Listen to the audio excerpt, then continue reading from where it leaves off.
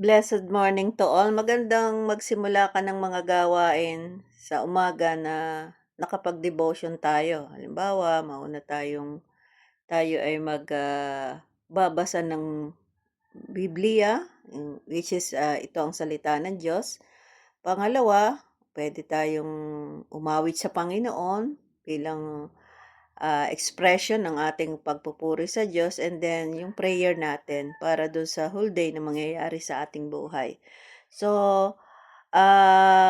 ngayon babasahin ko na yung kahapon kasi kagabi binasa ko sa inyo yung panimula ng Mateo. Ngayon nandito na tayo sa Mateo chapter 1. Nung una, medyo ayaw kong basahin 'to kasi parang naiinip akong magbasa dahil ito ay mga pangalan ng mga tao, particular na tao. Pero, eventually na-appreciate ko 'to ng, buksan ng Panginoon ng aking isipan na napakahalaga nung mga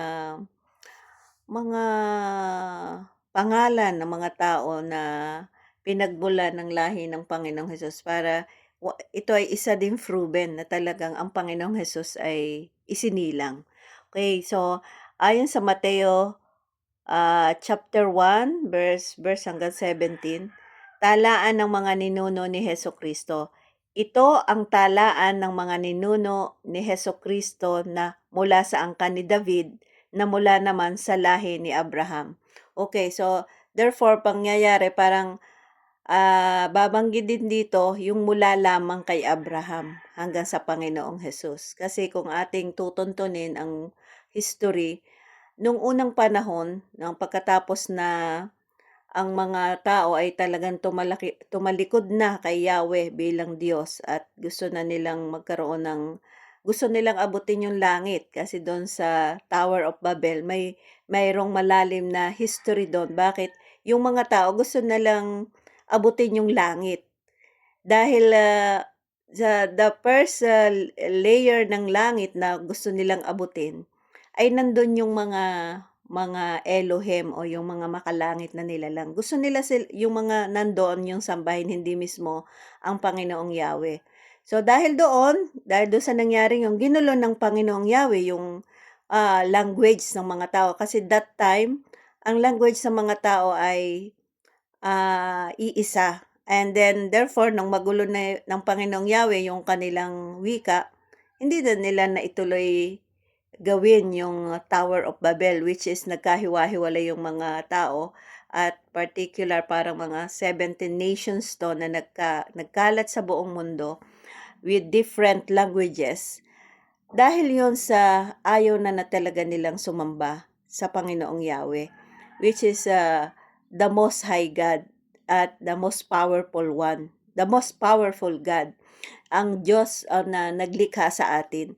So dahil doon, na lahat ng mga tao that time ay hindi na sumasamba sa Diyos, sa totoong Diyos. Lahat sila, yung mga nations na scattered, they are sumasamba sila sa mga Diyos at sa mga Diyos ang ginawa ng kanilang mga kamay. Ayaw na nila, parang sinasabi nila, ayaw ko na sa iyo, Yahweh. So, hinayaan na sila ng Panginoon na kung anong gusto nilang sambahin.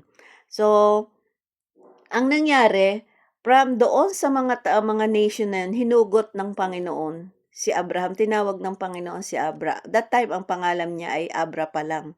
So, eventually nanalig si Abra, kaya dahil doon sa pananalig niya ay itinuring siyang matuwid ng Panginoon. Kaya mapapansin mo sa banal na kasulatan, laging nagsisimula ang counting ng pamilya ng Diyos doon sa mga taong nanampalataya sa Kanya. Kaya ito naman dito sa talaan ng mga ninuno ng Panginoong Hesukristo, doon sinimulan kay Abraham ang counted ng kanyang lahi o yung kanya ng family tree. So ngayon, kaya sinasabi dito, sabi, ito ang talaan ng mga ninuno ni Hesukristo na mula sa angkan ni David, na mula sa lahi ni Abraham. Mula kay Abraham hanggang kay Haring David.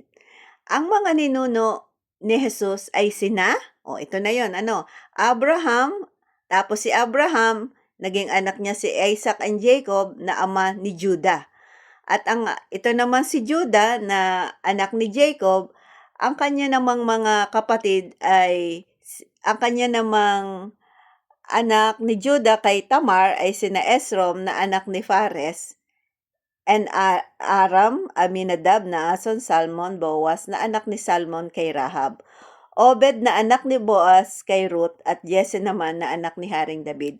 Mula naman kay Haring David hanggang sa naging bihag ang mga taga-Juda sa Babylonia, ang mga ninuno ni Jesus ay sina David, then si Solomon na anak ni Haring David sa dating asawa ni Urias, Rehoboam, Abias, Asa, Jehoshaphat, Joram, Oseas, Jotam, Akaz, Ezekias, Manases, Amos, Hoseas, Jeconias at ang mga kapatid nito.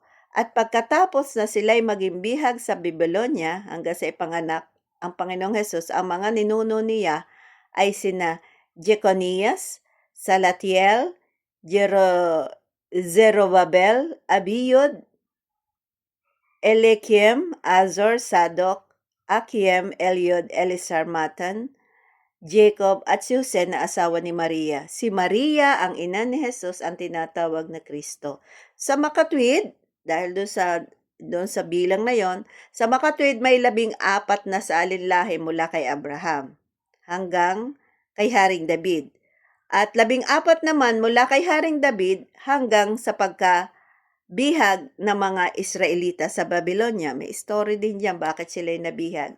At pagkatapos noon, 14 din mula sa pagkabihag hanggang sa Babylonia, mula sa pagkabihag sa Babylonia hanggang sa Panginoong Hesus. So, dito pa lamang sa chapter 1 na to, verses 1 to 17, ay marami na tayong matatalakay at iisa-isahin ko po ito sa inyo sa susunod kong devotion time.